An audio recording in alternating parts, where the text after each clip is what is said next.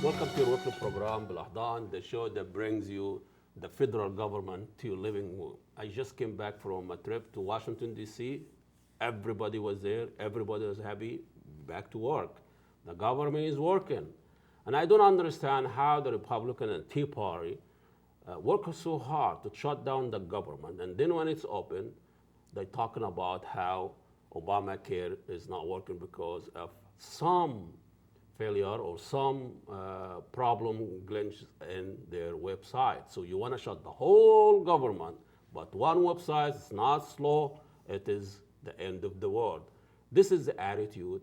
Is the debate about the health care, the national health care or Obamacare, is it really about money, about finance, about economy, or it is a cultural debate about racism, about despise to the poor, the sick of this country. We have here a very special guest, a political analyst, Bob Meek. He's been with us for so many years. It's been a while since we talked to him, and we moved to a new studio. Welcome here to our new studio. How do you like that? It's fantastic. Isn't it? This is the real world. This is the kind of the CNN kind of thing. I feel like a Charlie Rose here, and Yep. you've been on Charlie Rose. And I am offering you this because this is Halloween season, and this is what I offer treats for. Well, I had not realized, it's the mini pumpkin. This is a winter snack, and instead of giving people candy, people overweight now, McDonald's and Yeah, all so that. some of us So I are give them this familiar and with say, it. you should lose weight. Yeah, And that's that good. You should see the look on their face. I mean, they have this mask, and I said, I can still they're scary inside from the clementine. When you go and give them chocolate, they're very scared of fruit. Yes. Well, if something is processed, Yeah. it's safe. It's ready to go. These natural items, Yeah, we yeah. just Something we dirty really about don't nature. know about these. That's why we have pure water. We have to clean nature. But anyway, I mean, you've been following what's going on in the last few weeks and shutting down government, and then now the healthcare problem, and Obama been accused of being incompetent. And why the accusation of Obama usually it has this underbinding cultural or racial tone to it?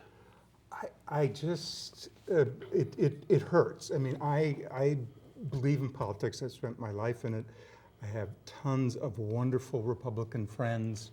I worked for Senator, former Vice President Humphrey in the U.S. Senate. Bob Dole, Majority Leader, one of his closest friends. They put together Food for Peace. A fellow like former Governor Al Quie here in Minnesota, a longtime colleague of Humphrey's in the Congress, and a fairly conservative governor here, but not this Tea Party version, which was actually, I mean, to be fair about it, Dick Armey, who was one of the rich, powerful Republican leaders, and retired from the House. Thanks God. And but he wrote the check out. I mean, he was the initial money behind getting the Tea Party set up. And so when they took The sugar dad, huh? well, yeah, when they put all those caravans out there to go and have the spontaneous demonstrations at the town halls and everything, that's a paid for effort. Nothing in politics really. It's not really a grassroots movement. Well, I don't know what that means either. There's certainly grassroots if you look at the people who are interviewed in the protest. But Sarah Palin isn't there because it's a grassroots.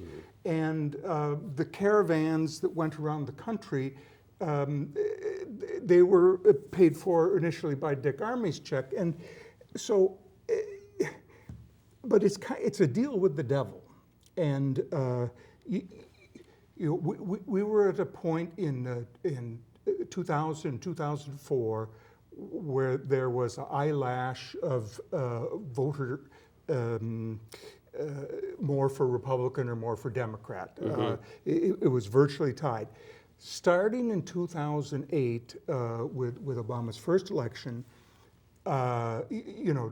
Democrats took massive control. Won the control of the Senate, won control of the House, had the White House, and the first thing that otherwise very respected, reasonable Republican leaders like Mitch McConnell did was say, no, our only goal is he will be a one-term president.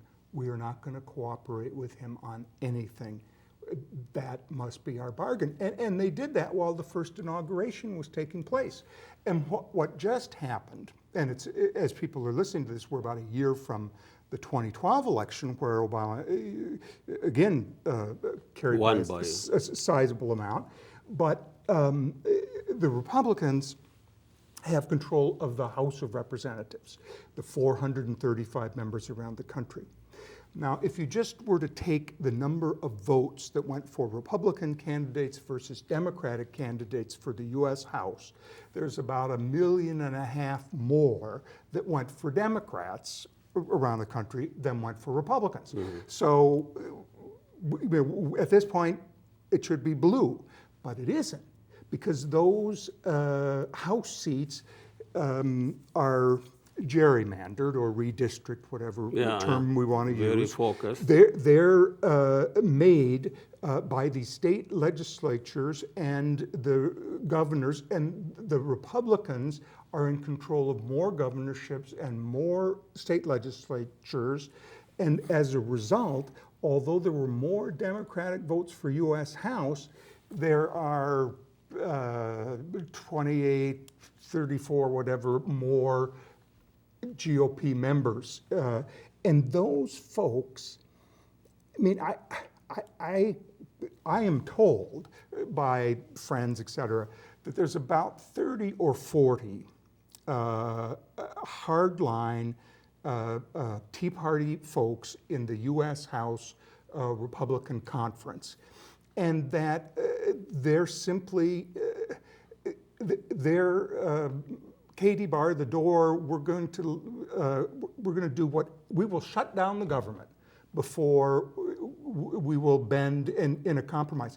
In fact, they're more experienced outside leader, like a Grover Norquist, who for years on the tax pledge held up, sort of ran Washington and so forth. He was against the shutdown. But there's a narrow cast, well represented by our own Michelle Bachmann. Is it this like a result or reflection of how dysfunctional the system is? Because in the primary, you have to cater to your core constituents, and that's the Tea Party, and then you win based on this being that polarizing, and then when you go to the general election, it might not work. It's exactly the problem. There was a great Republican senator in Indiana, foreign policy leader, a great Republican senator in Utah, leader on healthcare and other issues.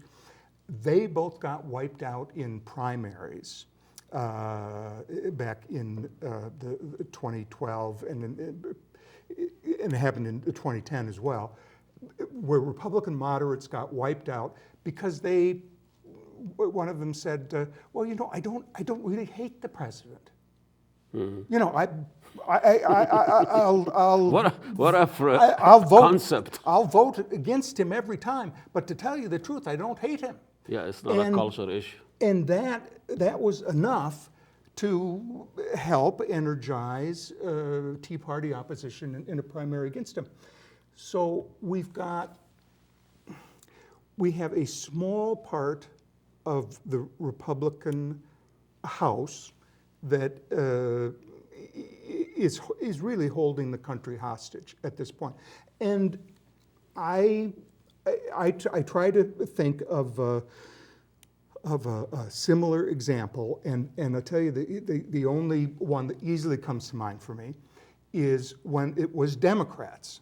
When it was segregationist, racist Democrats in the South that said, you know, we will shut down the government before we will have fair housing. We will shut down the government before there will be integration, before there will be school busing.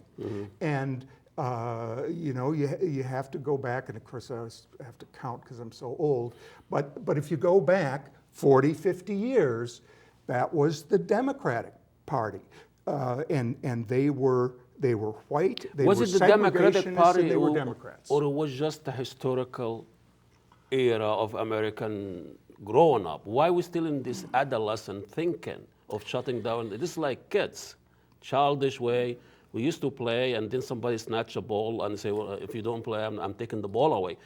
If you want to get serious about politics and due process, get involved and try to work with this. I mean, and this is not what democracy is? Well, you know, and I like to try to be just fair. Well, there's a reason why filibuster exists, because if your party is in the U.S. Senate, the idea is that no voice should be expunged because it's in the minority. So one person can hold up a nomination. You know, you have to.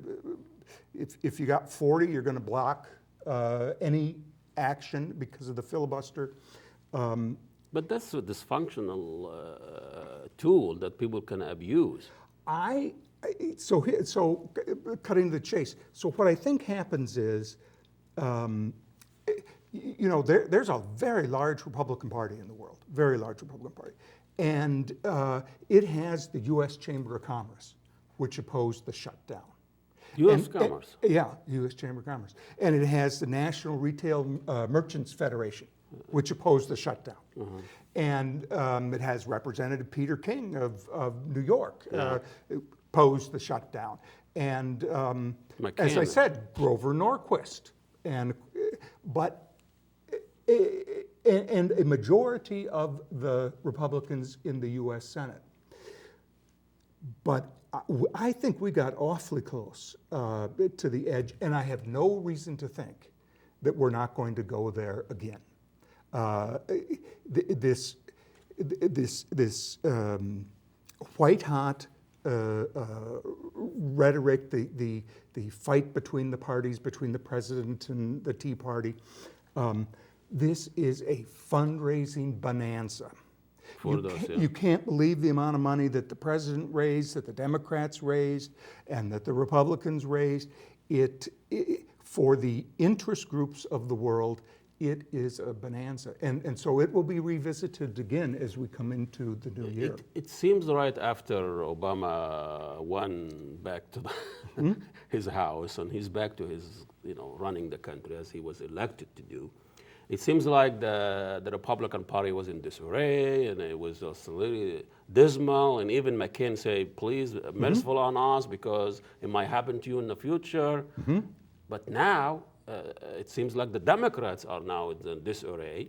You have 30 Democrats are siding with the Republican to kind of tinkering with national health care. So how shutting the government and the Tea Party vocal voice affecting the next election? Or well, my guess, you know, as the observer of a fairly long period of time, we're in a very rarefied environment where every small action is greatly magnified. It's the 24/7 cable, but it's also just the nerves of the people. I mean, civil rights, it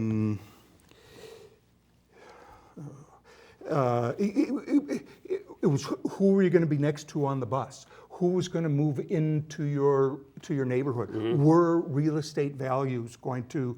I mean, this was very. There were marches. There was ugliness.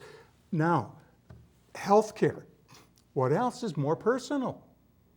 And so it's very easy to, as if you're, you know, hooking up a person to a generator. If you want to use politics as a shock warfare, that's the way to do it. Now, I think that the grown-ups in the room And that's an insulting term, I know, to the Which Tea is Party not that folks. many. Well, but there are grown-ups in the room. There's the U.S. Chamber of Commerce. There's even Grover Norquist, et cetera.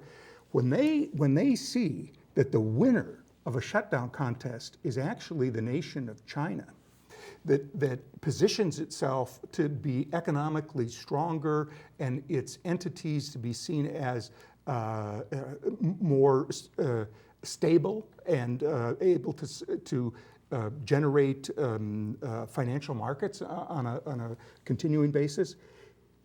This scares the U.S. banks, and this scares the U.S. Chamber of Commerce. And for that reason, the Republicans folded in this recent event. And that's the same contest and the same bet that will be made again.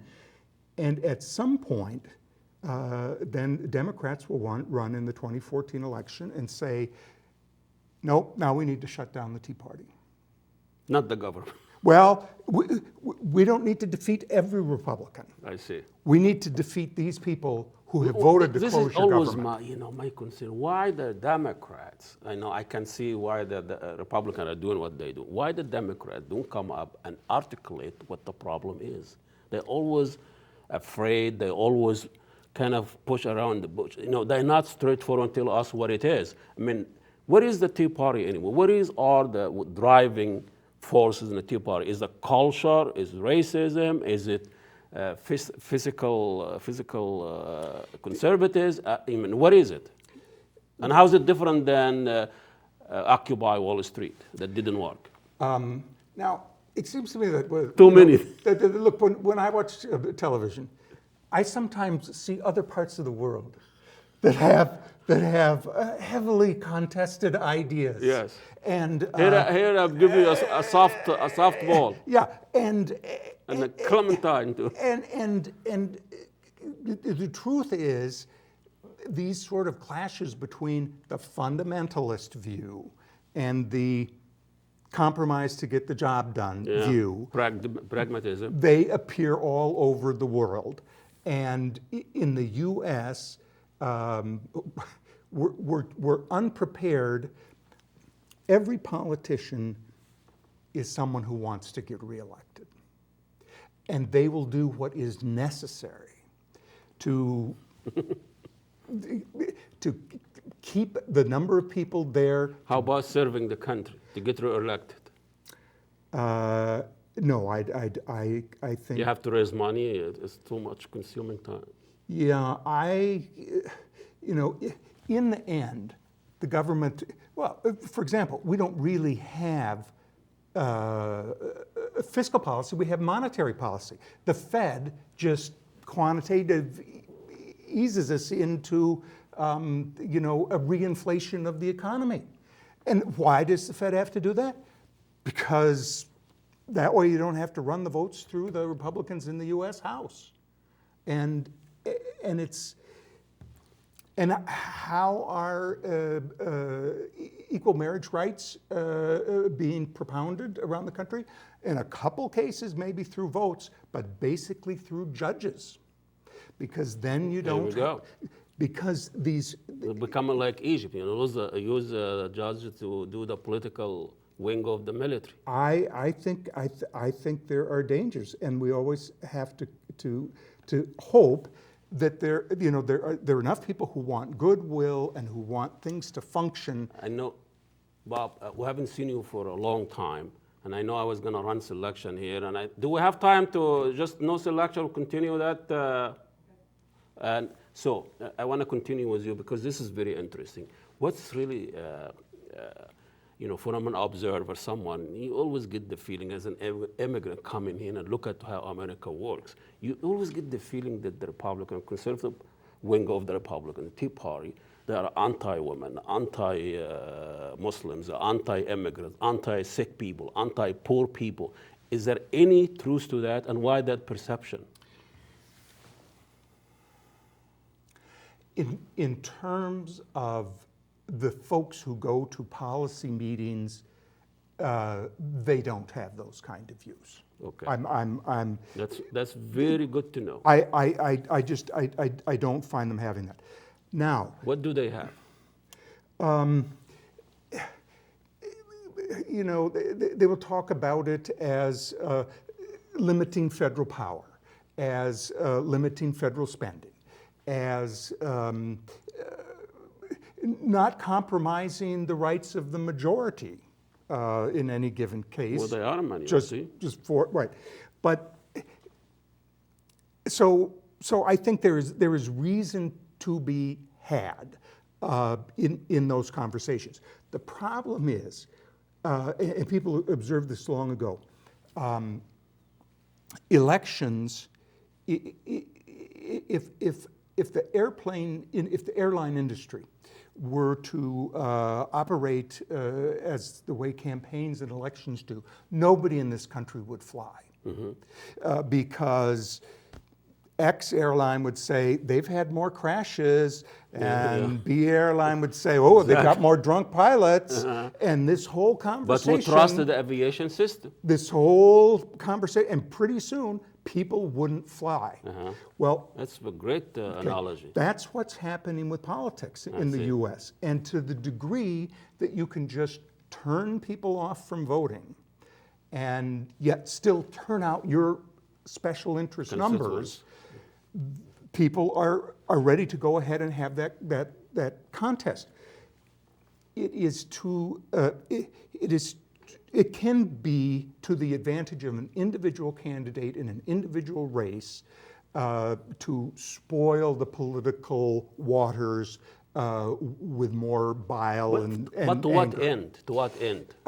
Because they know they're going to get their turn in a few years. Well, because it might get them reelected for that one election, and that's really all Short-term, they and their contributors are looking at is the one election.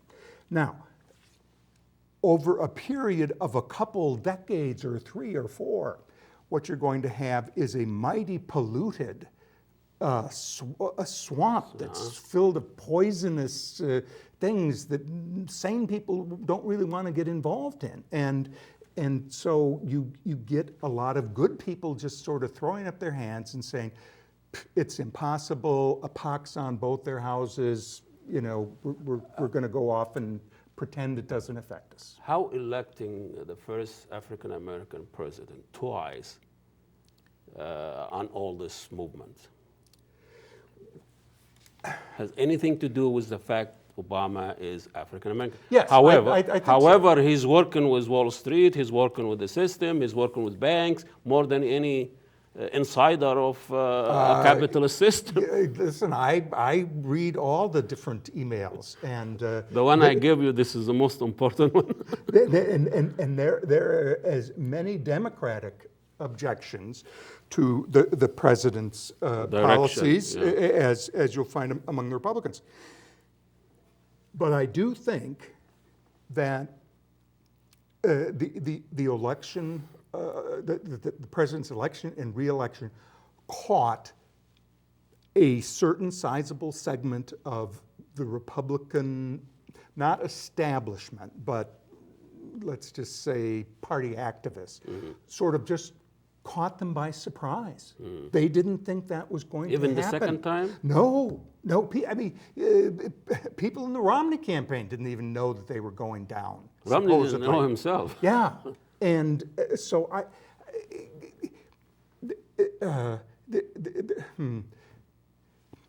if you have Netflix, go on, pick up the Leave It to Beaver series. Go in and watch those shows. And if you don't think the dad, you don't take the audience from us. If you don't think the dad on Leave It to Beaver and Governor Romney are virtually the same person, you're not watching the same show. I was reading this interview with a journalist that he was following Romney's campaign, but he is a Mormon, and he throughout the campaign he did not reveal that to Romney's folks. And he's coming up with a memoir and say how to be a Mormon. But he said, the jokes was, in the airport, press corps, and the Mormon, all that, the underwear and all that. Yeah. But she asked what did Romney, how his running affects American politics. He said, he's not a politician. He never was, he never will be. But the only thing he's accomplished, when the next Mormon president, nobody from the press will ask him about his underwear. That's the same thing goes with Obama. Everybody will talk about race and being a Muslim and being in the next black president candidate. You know, I am. The 2008 broke every precedent with Obama's election. It turned out it wasn't a fluke. Yes. I mean, that was the way some of the deniers, the so-called birthers. Well, it's still coming up. Yeah, but there, you know, we do have health reform. And it's a reality right there. Yeah, I mean, We have only 30 seconds. Change is taking place. There's reason to be hopeful.